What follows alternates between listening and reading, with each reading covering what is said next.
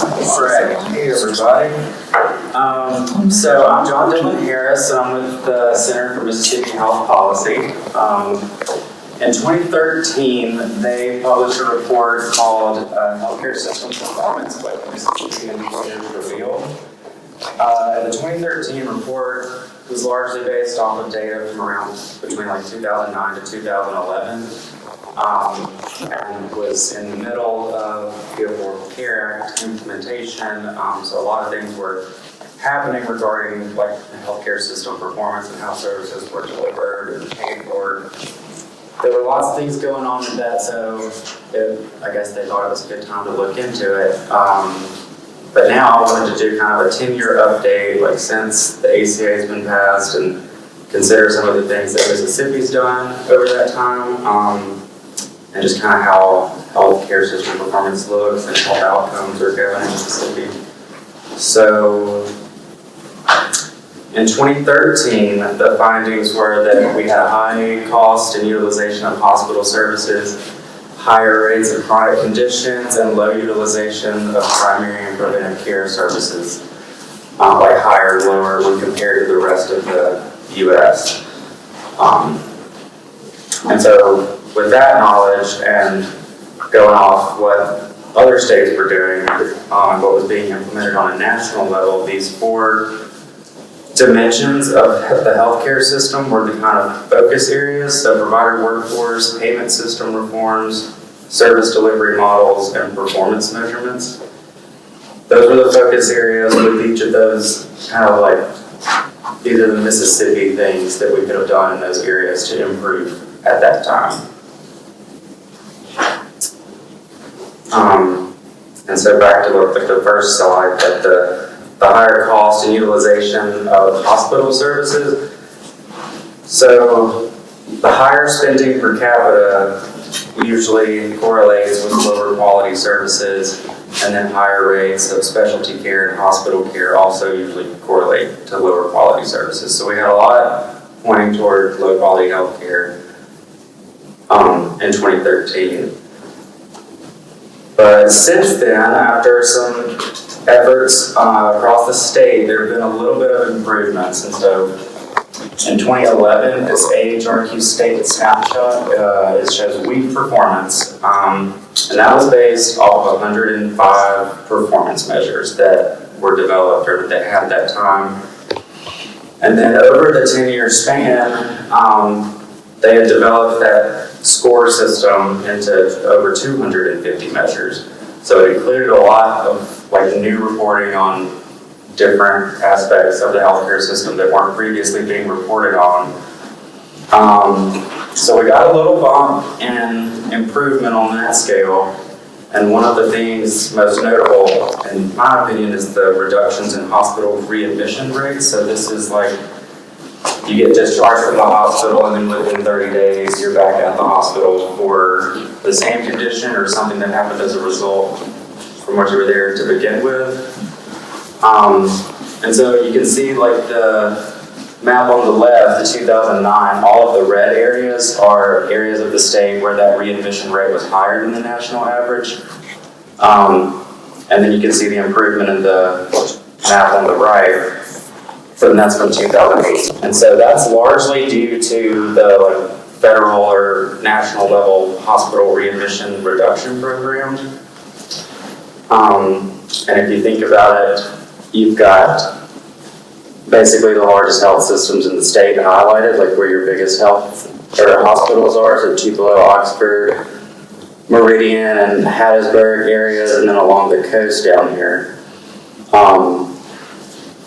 And so that makes sense, since all the hospitals are there, that it would have the greatest effect, like closer to it. So, like I said earlier, high rates of chronic care, or chronic conditions and seeking care in the hospital setting for those conditions. So, if primary care was better, then they wouldn't have to go back to the hospital because they would be able to have that intervention after discharge.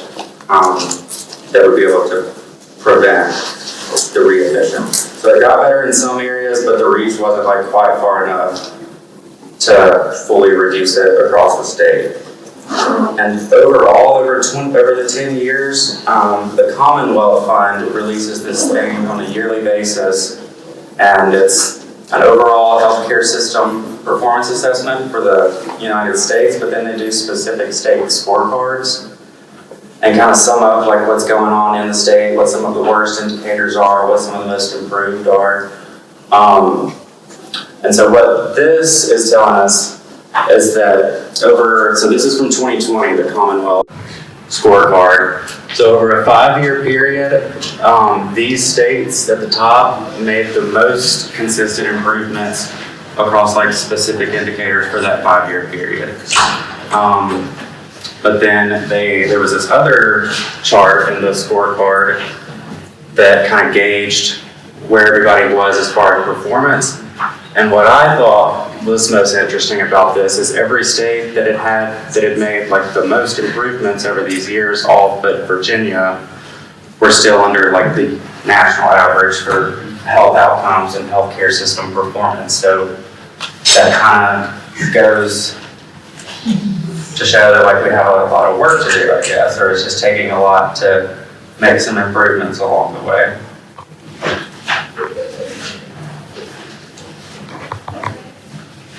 Okay, so for the provider workforce,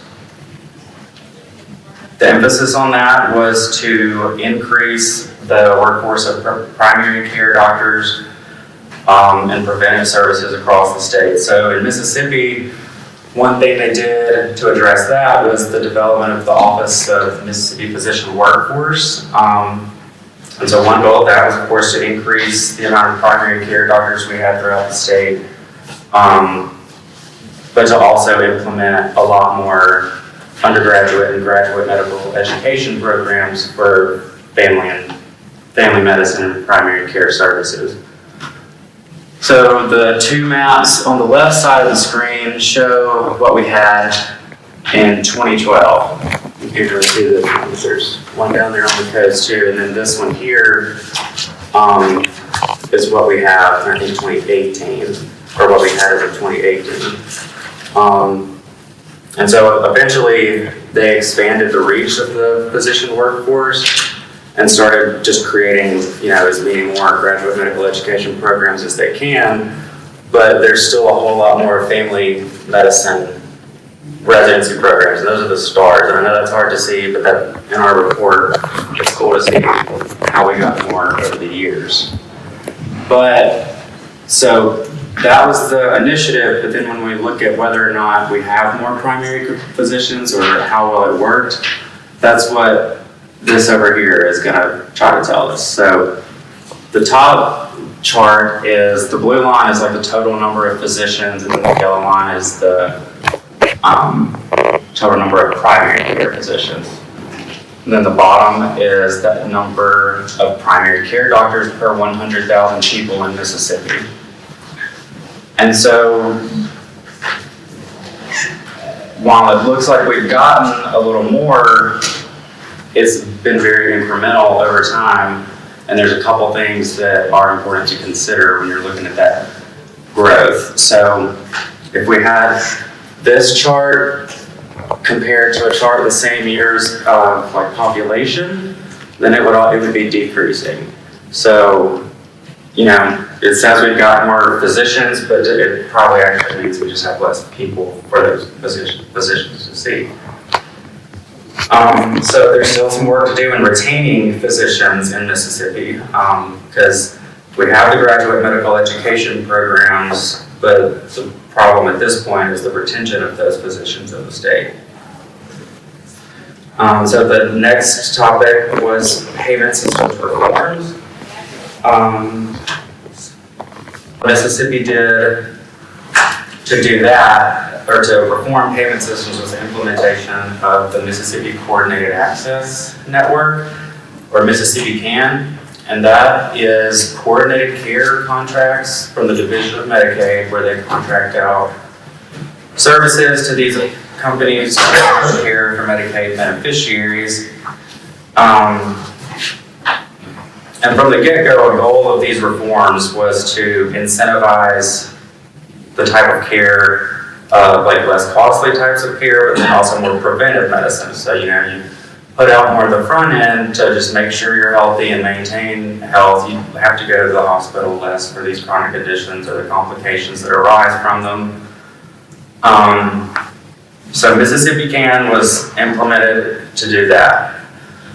And so the graphs on the left side, those show the differences over time of so this is the average that Mississippians would spend on physician care, and this is what the US average. So Mississippi's spending quite less, but then when it goes to hospital care, it's the opposite, and we're spending much, much more than the national average. So Mississippi CAN comes in and they are working to manage the care of Medicaid beneficiaries, supposed to be more effective care and less costly care. But again, to try to get an understanding of how well it works, we can look at some of the fiscal information from the program over the years. So a capitation rate is how these managed care organizations are paid. Each of those figures, like 281 to 451, that's a per member per month payment to each of those companies to provide the care for the beneficiaries. And so it's just kind of strange that the program has definitely gotten more expensive, kind of aligned with enrollment, but enrollment's gone down, and as you can see, the expenditures keep going up. And the issues of overusing hospitals and emergency departments persist. We haven't seen much going on in improved health outcomes, so these figures kind of make us wonder, what else is there that we could be doing, or how could we approach the coordinated care model differently in Mississippi so that it's, closing these gaps and it's improving health outcomes across the state. And kind of coupled with payment systems reforms that are incentivizing better outcomes, we're also looking into service delivery model reforms that incentivize coordinated care. And so some of those in 2013, things that were being implemented were patient-centered medical homes and accountable care organizations. So a patient-centered medical home is kind of more primary care based. The definition is patient-centered team-based approaches to coordinate patient care across the healthcare system with a focus on prevention. And so I think there were 4 in 2013 when this was written, and now there's 68 across the state. So we've had a lot of good growth with that. And accountable care organizations, those are similar, but those are more along the line of a network of hospitals or providers that coordinate between PCP, a specialist, or a hospital. They're all in the loop on what's going on with one patient, and we're trying to work toward the best possible strategy. And then overall, as far as interventions to reduce service deliveries, was just population health strategy. So population health is the health outcomes of a group of individuals and how those outcomes are dispersed amongst that group. And so an example of that would be the Delta Medicaid the Mississippi Delta Medicaid Population Health Demonstration, I believe. And so they implemented some programs across the Mississippi Delta to address diabetes and maternal and infant health. Those were implemented in those counties on the right side. Over a 5-year period, I believe. So they started in 2016 and 2017. But recently, they've been looking into these programs and have found some holes in it, So they evaluated it, and there was inconsistent reporting and monitoring of data in these programs. And so evaluators, they weren't able to really tell if much had changed as far as outcomes, but another thing that they weren't able to tell was whether or not the services being provided through these programs were also being provided by the Medicaid service provider. So there was a big risk of duplication of services. With performance measurement, there hasn't been much activity, but the triple aim and the national quality domains were developed at the federal level as a result of Obamacare. And in 2021, Mississippi redid theirs, the Division of Medicaid, and theirs includes these 3 goals, like to have accountability with resources, provide consistent and respectful services. And so the hospital system or the healthcare systems haven't shown great improvement over the past 10 years, and our health outcomes seem to be kind of the same. And so because of that, I think it's important to consider like the things external, or the external factors of the healthcare system and how they impact the presence of those health outcomes and then the burden that those put on the healthcare systems we're working with. So economic stability is one, and I think I'm running out of time. So you can compare these 2 maps, and it's just the poverty rates compared to the county health rankings. I mean, that's a very clear picture of how economics aligns with health outcomes, because you have to think about income, can you afford the services you need, and then employment is another thing that comes into play with economics because of employer-based health insurance, not the availability of that. Education is also key to health outcomes.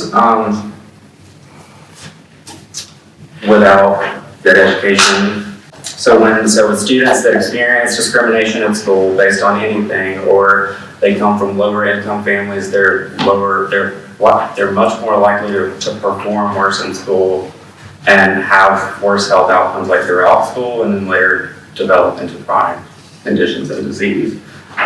So health and healthcare systems, we kind of, we talked about that at the beginning. But for health behaviors, so clinical care, we've covered that. So health behaviors, that involves things just like lifestyle choices, physical activity, diet, food security, and just all these like external factors that, your daily lifestyle decisions that have an impact on your health. And then there are social and community environments that just involve like the community organizations that are close to you, family dynamics, just the family structure, how often, everybody's at home having a meal together. And then child welfare is very important in the social and community aspect of it all, because the more a child has to deal with or goes through in those early years, like those have, lasting effects on their social and emotional health and well-being, but also their physical health. And then you have neighborhood and built environments.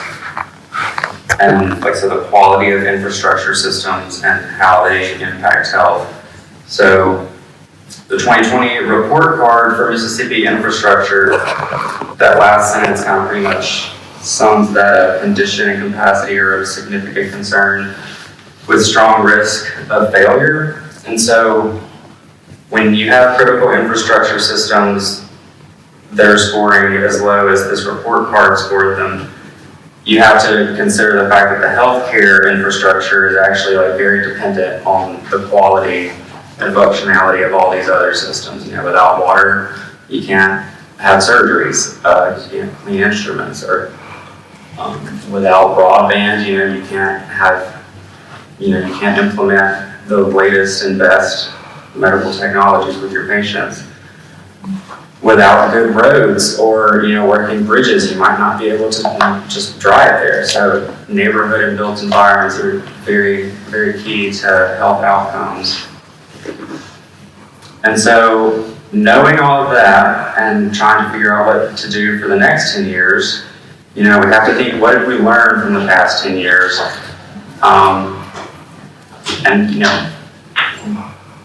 What did we learn? What was exposed? What did we find out about the health of Mississippians? And then what did we find out about the operation and the functionality of state entities that are over there overseeing the health of these individuals? And then we also need to consider how COVID-19 has impacted. We need to consider what's most important for the next 10 years. And in the report, it's clear that a multi-sector approach to healthcare policy is essential. Health outcomes and quality of life need to be considered when it comes to the building of roads and bridges, water systems, education policy, social safety net programs.